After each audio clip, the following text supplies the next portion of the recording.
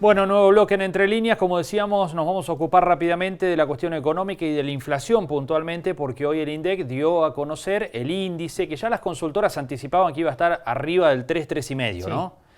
Para febrero es un número muy grande. 3,6. Exacto. No está dando resultados, por lo menos por ahora, esta doble estrategia que está llevando adelante el gobierno. Por un lado, tratar de acordar los aumentos salariales en un nivel apenas superior a la pauta inflacionaria del 29% anual, y por el otro lado, tiene pisada la cotización del dólar, ¿no? Sí, y las tarifas y algunas otras cosas. Exacto.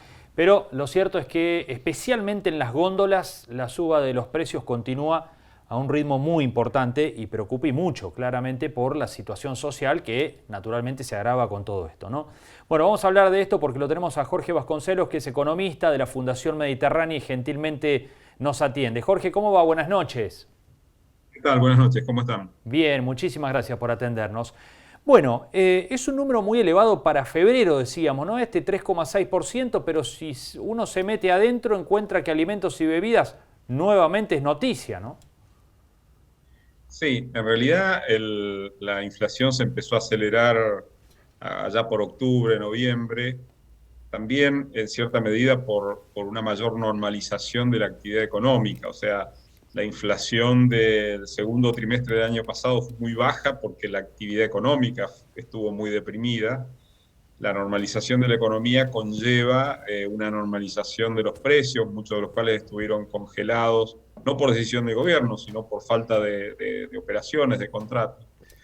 La inflación se empezó a acelerar en octubre y el gobierno desde mediados de febrero está empezando a implementar una política distinta contra la inflación, pero evidentemente los datos de febrero todavía no reflejan prácticamente ninguna señal de que ese plan que empezó a armar el gobierno haya impactado sobre la variable inflación. Quizás marzo tampoco sea un mes ideal para testear si el plan está funcionando, porque hay muchas correcciones de precios, colegios, etcétera, etcétera. Así que probablemente si el plan tiene algún impacto en desacelerar la inflación, eso recién lo veremos en abril, mayo. Está obviamente en el interés del gobierno, por ser un año electoral, bajar, desacelerar la tasa de inflación, pero a su vez los instrumentos con los que cuenta tampoco son tan potentes, digamos así. Por eso es que terminó recurriendo al instrumento más conocido de la Argentina, que es pisar la evolución del precio del dólar en el mercado oficial para que los precios se acomoden un poco a esa señal, digamos, ¿no?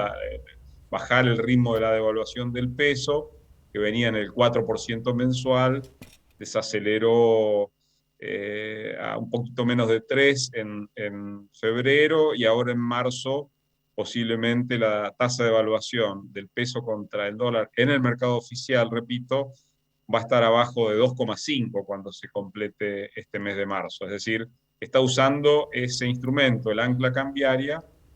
Los resultados todavía no se ven, pero está en el interés del gobierno en profundizar esta línea de trabajo, porque obviamente en un año electoral, si la inflación seguía en el 4% mensual, las chances oficiales, digamos, iban a estar cuestionadas.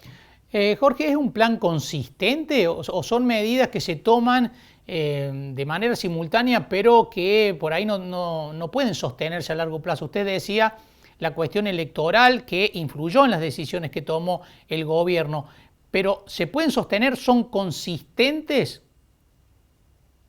Para que sean consistentes, en realidad debería haber una política fiscal más previsible y un déficit fiscal más bajo del que está en el presupuesto. El gobierno en enero, febrero dio señales en esa dirección de cierta cautela fiscal. De hecho, no le pidió pesos al Banco Central para financiar el déficit del Tesoro en enero y febrero. Pero ya en marzo, por ejemplo, hubo un nuevo pedido de fondos de unos 70.000 millones de pesos del Tesoro al Banco Central. Bueno, hacer una política fiscal consistente con una inflación inferior al 40% en 2021. No vayamos al 29% del presupuesto, vayamos a una inflación inferior al 40%. Hacer una política fiscal consistente con ese objetivo requeriría un déficit fiscal de quizás 2,5 puntos del PIB, y el presupuesto habla de un déficit de 4,5 del PIB, es decir, no estamos todavía en un escenario de consistencia, y justamente el tema electoral también tironea del gasto público. El gobierno se resiste a descongelar las tarifas de gas y electricidad, pero si no lo hace, eso va a costar algo como 1.500, 1.600 millones de dólares este año, si no se descongelan las tarifas, y ese costo se va a comer prácticamente el 60, el 70% de la ganancia fiscal que el gobierno está teniendo por la mejora en los precios internacionales de los granos y la mejora en la recaudación de los impuestos a la exportación, las famosas retenciones. Es decir, si la política de año electoral también implica congelamiento de tarifas, entonces esa política fiscal consistente no se va a lograr. De todas maneras, también es cierto que el gobierno da muy pocas señales hacia adelante. Es muy difícil encontrar promesas con más de un par de semanas de duración. Así que la política fiscal todavía es una incógnita, y evidentemente también hay que reconocer que en el seno del gobierno hay posiciones distintas respecto de estos temas, ¿cierto? Jorge, ¿cómo impacta en esto del orden fiscal el proyecto que está en plena discusión ahora en la Cámara de Diputados por ganancias, ¿no? Que es una buena medida para aquellos que están pagando y tributando ganancias que podrían quedar afuera, pero ¿cómo impacta esto en las cuentas del Estado Nacional, ¿no? Y si no agrava la cuestión del déficit.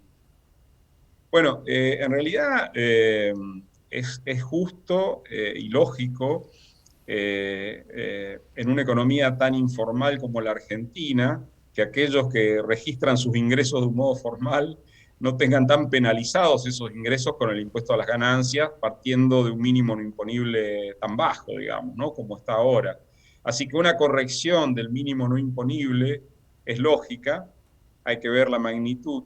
El costo fiscal de esta medida que se está discutiendo en el Congreso es más o menos una cuarta o una quinta parte de lo que sería el costo fiscal si siguieran las tarifas de gas y electricidad congeladas a lo largo de todo el año. Es decir, es un costo fiscal menor y tiene otros efectos que son, digamos, menos dañinos para la economía que la persistencia del congelamiento de las tarifas. O sea que es una medida que se debería tomar, y en cuanto al control del gasto público o el control de la menor recaudación que eso significaría, está un poco en el sentido común respecto de cuál sería un mínimo no imponible razonable para ir corrigiendo hacia arriba, pero sin desordenar demasiado las cuentas públicas. O sea, yo creo que lo que se está discutiendo en el Congreso no está tan lejos de lo que debería ser.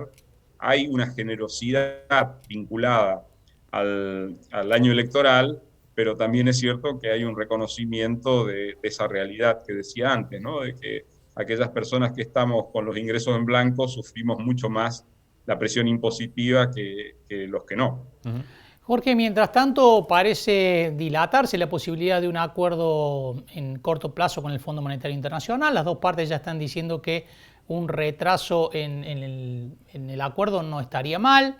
El riesgo país sigue subiendo. Las señales en ese sentido hablan de un escenario de incertidumbre con respecto al corto y mediano plazo del gobierno. Claro, porque en realidad los vencimientos de este año quizás se podrían afrontar con los mayores ingresos por la suba del precio de la soja, por una emisión de la moneda del fondo que se va a hacer en abril y que va a beneficiar a Argentina en unos 3.300, 3.400 millones de dólares. El tema es que los vencimientos del año que viene, ya desde el fin de este año, son muy fuertes, y si Argentina no avanza en un programa con el Fondo Monetario, se corre el riesgo de que Argentina entre en default también con el fondo. y hay un vencimiento con el Club de París, que es un ente conformado por los gobiernos, los estados de los principales países desarrollados, por 2.400 millones de dólares ahora en abril, mayo.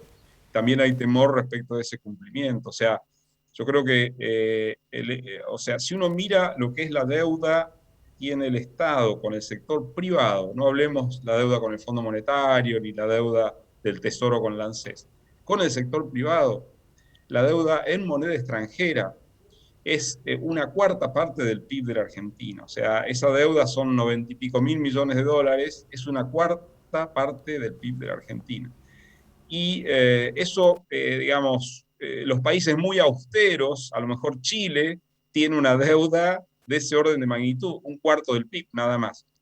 Pero Argentina, pese a esa relación tan baja entre deuda y PIB, tiene ese riesgo país que ustedes comentan de 1.600 puntos. Entonces, yo diría que hay una incertidumbre ahí vinculada con la negociación con el fondo, pero yo diría que hay una incertidumbre más profunda todavía, que es que puede haber gente que, pese a que esa deuda es chica en relación al PIB, piense que la Argentina va a repetir en los próximos 10 años, otros 10 años de esta inflación.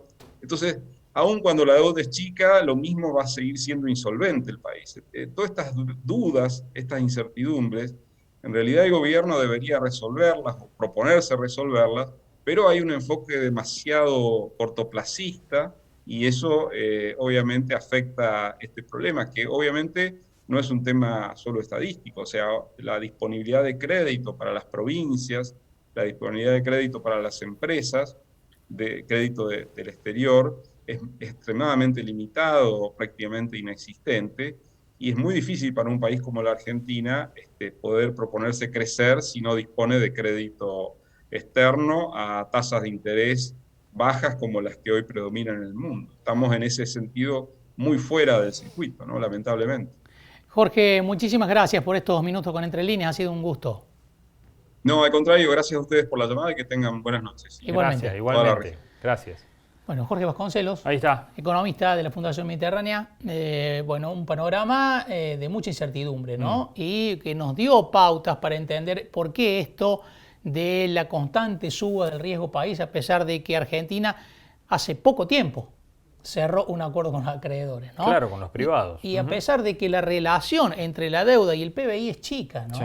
Tengamos en cuenta que, por ejemplo, cuando Italia tuvo una crisis de deuda, la deuda era el 105% del PBI. Claro, era un PIB y pico. Claro, y pico. Argentina está en el 25%, pero aún así genera mucha incertidumbre con respecto a la posibilidad de afrontar esos compromisos y a la solvencia del país en la próxima década nada menos. Tenemos historia. Claro.